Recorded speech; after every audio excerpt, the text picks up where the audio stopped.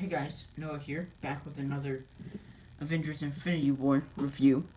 And this is Proxima Midnight, which is the last figure in this wave that is from, aside from the Build-A-Figure, that is from the Infinity War movie. The rest are from the comics. And I barely know them aside from one of them. And I'll talk about him next. So, this is the box. As you can see, it says Legend Series, Avengers symbol up there. Avengers Infinity War, Proxima Midnight. There's a picture of her. There's a picture of the figure, which, I'm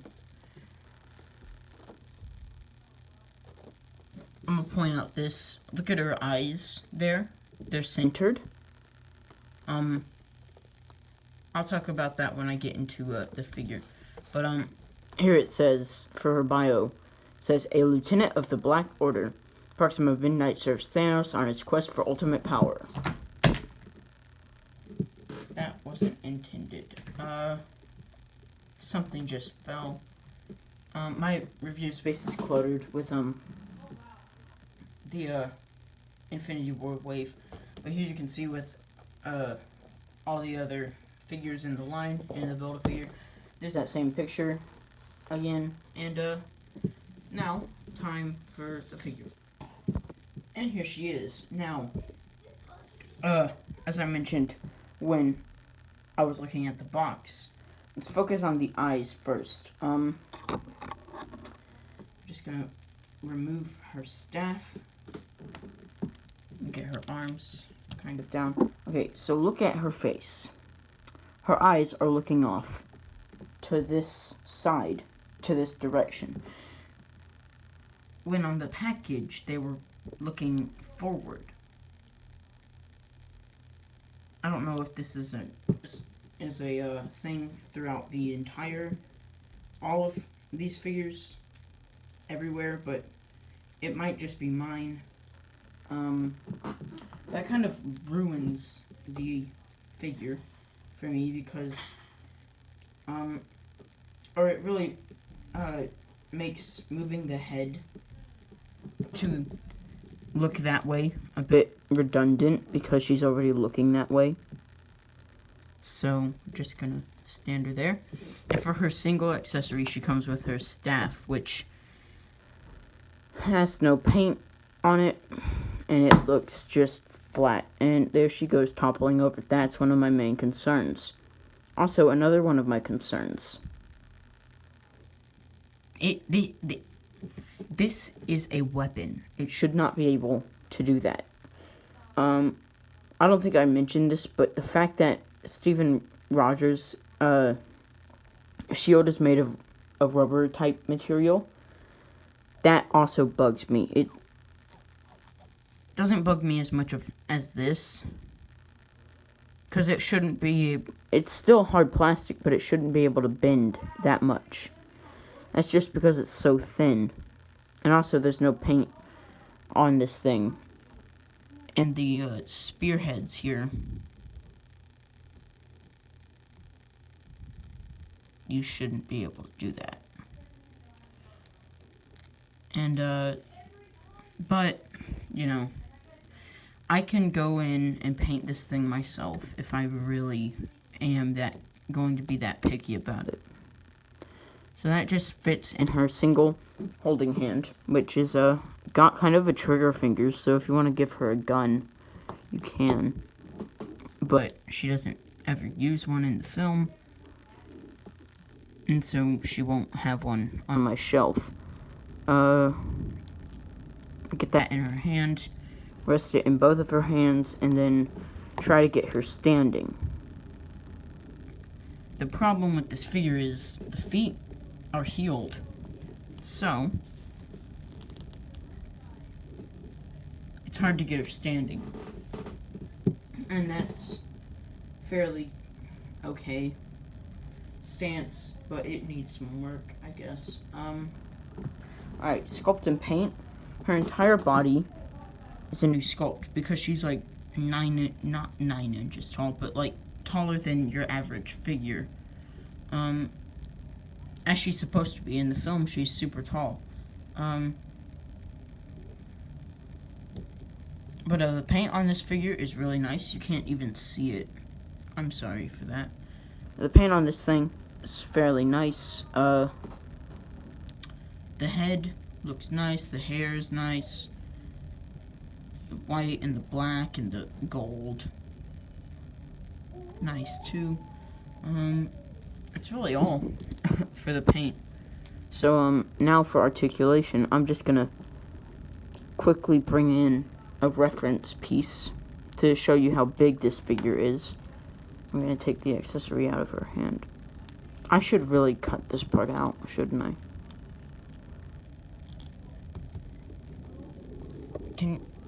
Okay, there we go. And, there you can see I'm already having trouble standing her up in a neutral position. Good. Just for reference, here she is next to the Iron Man. So she's super tall. Just stand. Okay. Alright, for articulation, she can look down that far, which is good, and then up that far, because the hair limits it. I forget words.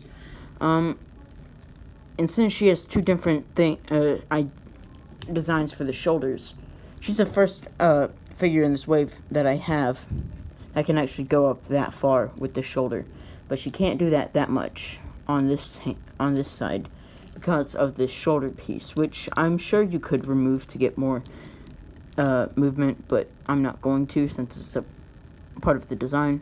She has a bicep swivel, which you don't see on any other female figures, aside from those with double jointed elbows. Speaking of double jointed elbows, I'm sorry for not showing this.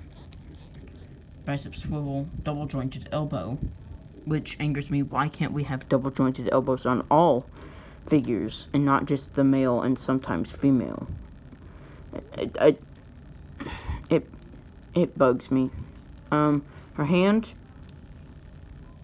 can swivel at the wrist and go in and out a bit. Same mobility on the... Actually, this hand can go that way, this way, farther, because it's not... what is the word? It's not limited by this piece right there, because it doesn't have an arm guard on it. Diaphragm joint. She can kick forward that much, kick back pretty far. Thigh swivel, double jointed knee. Foot can move down and a little bit up. This side has more range because, again, doesn't have that leg guard. And she does have ankle pivot. Alright, now for comparisons. Alright, so measuring this figure, she stands just about 7 1/4 inches tall. And here she is standing next to Spider-Man, which she looks about the right size.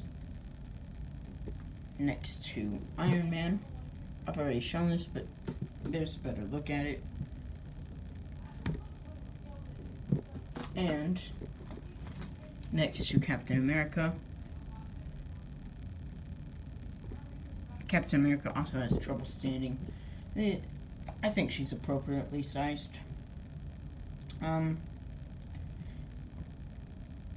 Captain America won't stand. Come on, dude. I hate this leg on my Captain America. It's all weird and it's warped, and I don't like it. You won't. There we go. Okay, next. Here she is next to the Marvel Select Thanos.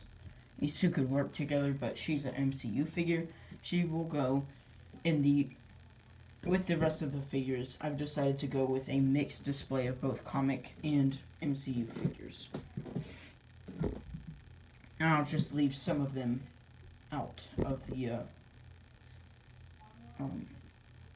display.